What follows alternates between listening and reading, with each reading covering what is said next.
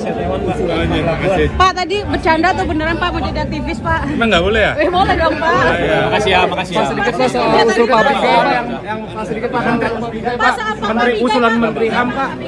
Menteri HAM soal dualisme warga sipil bisa jadi dudukin posisi. Ya memang kita memberikan ruang resiprokal untuk ASN bisa masuk ke polisi. Oh, Begitu. Jadi akan didorong direvisi. Pada saat kita diberikan ruang di luar struktur, maka kita juga memberikan ruang dari ASN di luar Polri untuk bisa masuk ke Polri. Terima kasih. Warga sipil bisa menjadi pejabat utama di Polri. Semua negara-negara modern di dunia itu namanya civilian oversight. Bang Pigai, jangan usul enggak. Bang Pigai fokus aja sama Bang Pigai. Jangan usul enggak. Bang Pigai fokus aja sama membela siapapun dia pada hak-hak sebagai manusia. Rasanya itu lebih bermartabat daripada Bang Pigai mengusulkan jabatan pucuk pimpinan di kepolisian bisa diberikan oleh sipil. Bang, please Bang. Abang fokus saja kepada pekerjaan abang. Jangan ngurusin yang lain-lain. Saya dukung abang sebagai Kementerian HAM. Tapi abang fokus ya. Thank you Bang. Apa saya bilang warga sipil bisa menjadi pejabat utama di Polri. Semua negara-negara modern di dunia itu namanya civilian oversight. Civilian oversight itu hampir semua pimpinan polisi di seluruh negara-negara maju seperti di Amerika, seperti di Inggris, seperti di Prancis, seperti di Belanda, itu adalah pucuk pimpinan itu sipil. Seperti NYPD. Ya, NYPD itu pucuk pimpinannya sipil. Dulu sebelumnya dia Departemen Sanitasi. Sekarang menjadi kepala NYPD. Tapi kalau pemimpin khusus teknis operasional kepolisian namanya Chief of Department, itu polisi, tapi pimpinannya selalu sipil. Karena negara-negara maju pimpinan polisinya adalah menggunakan konsep civilian oversight, maka Indonesia juga bisa menerapkan itu. Ini kita tidak minta Kapolrinya adalah sipil, kita tidak minta. Tapi jabatan-jabatan manajerial, jabatan keuangan, jabatan-jabatan yang soal pengembangan teknologi, perencanaan, sumber daya manusia, itu sebenarnya bisa diduduki oleh sipil. Itu juga bagian dari apa yang namanya menggunakan konsep civilian oversight. Jadi kalau ada yang mengatakan bahwa tidak ada di dunia ini pimpinan polisi, itu adalah dari sipil. Itu kalau ada pengamat yang mengatakan kalau ada ahli hukum yang mengatakan tidak ada, itu artinya ahli hukum bodoh. Ya, ahli hukum bodoh. Karena NYPD aja pimpinannya sipil. Ya, kemudian yang mayor untuk pimpinan Departemen Polisi di London itu juga sipil. Di Inggris juga sipil, di Prancis sipil, di Belanda sipil. Oh, ini yang namanya konsep yang tadi saya bilang itu civilian oversight. Untuk itulah, itu satu ya, itu dalam konteks di seluruh dunia menganut negara modern itu menganut konsep yang itu. Yang kedua, kalau misalnya TNI Polri bisa ke sipil, maka sipil juga bisa memimpin unit TNI Polri yang bisa diduduki oleh sipil. Itu yang namanya asas resiprokal. Yang kedua asas resiprokal. Yang ketiga, nanti dikotomi sipil militer, polisi dan sipil, itu nanti akan terhapus otomatis. Karena ada sipil yang di TNI Polri, ada TNI Polri di wilayah sipil, sehingga dikotomi berantam selama ini nanti akan hilang dengan sendirinya. Ya, ini sebenarnya saya membantu mendamaikan konflik antara sipil dan militer di Indonesia. Kita tidak mau selalu berantem terus.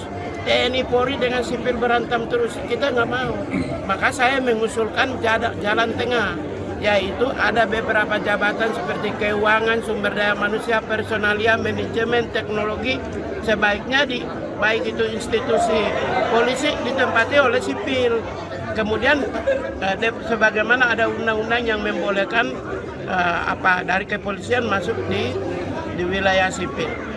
Itu yang berikut.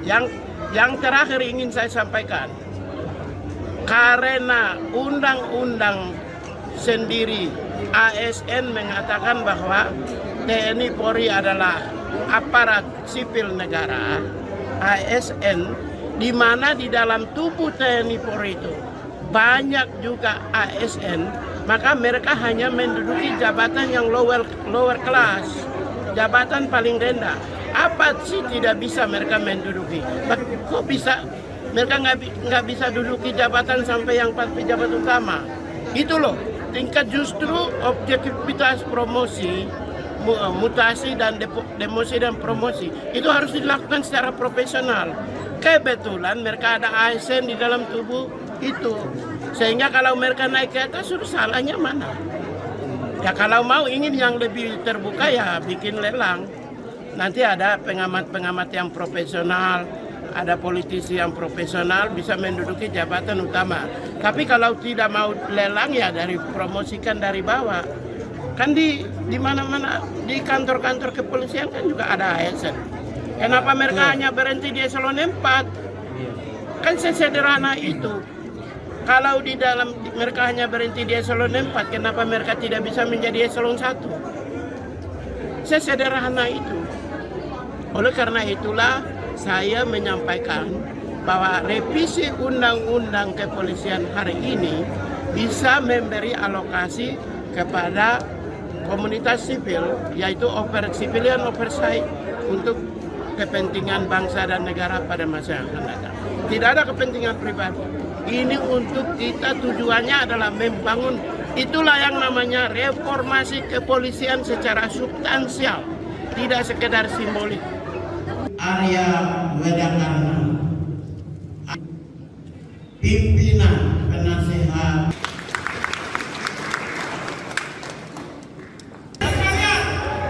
Saya lupa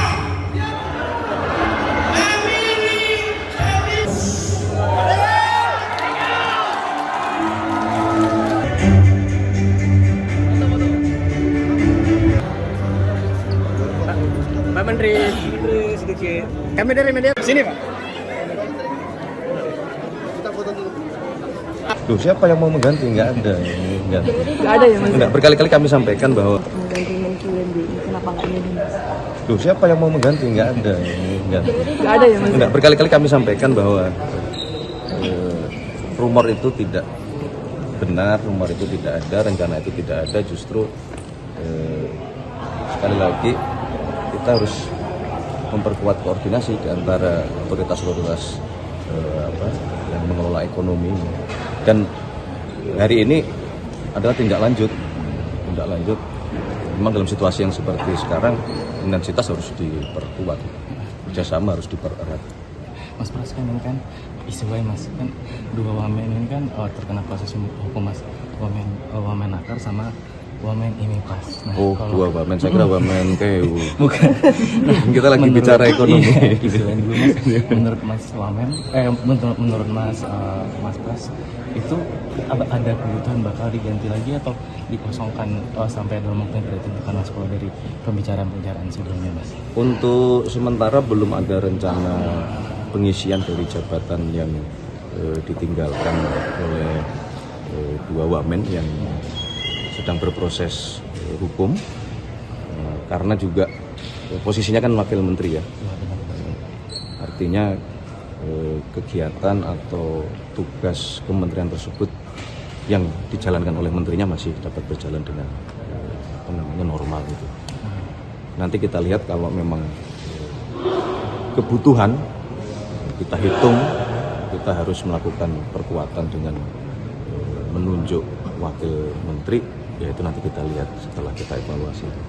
Saya rasa masih tidak ada masalah. Berarti dalam waktu dekat ini masih belum ada Belum ada. kemungkinan pengisian yang masih. Belum ada. Mas Pras, terkait ini, Menteri HAM kemarin ada ngusulin supaya Menteri HAM. Pak Pigai, Pigai, ya. dia mengusulkan di RUU Polri supaya dimasukin soal Masih sipil di sipil jabatan bisa Polri. masuk di instansi Polri, jadi sipil jabat di Polri gitu Pak. Mungkin terkait usulan ini. Ya kalau sebagai sebuah usulan, saya kira dari mana saja kan bisa memberikan usulan kan, karena juga memang kebetulan ada ini kan sedang dibahas mengenai revisi undang-undang kepolisian. Saya kira ya disampaikan aja sesuai dengan mekanisme. Kalau pandangan-pandangan atau pendapat-pendapat ya saya kira sah-sah saja. Tapi tentu kan semua dilihat baik buruknya, dilihat kebutuhannya atau keperluannya. Subscribe, share, like, and comment.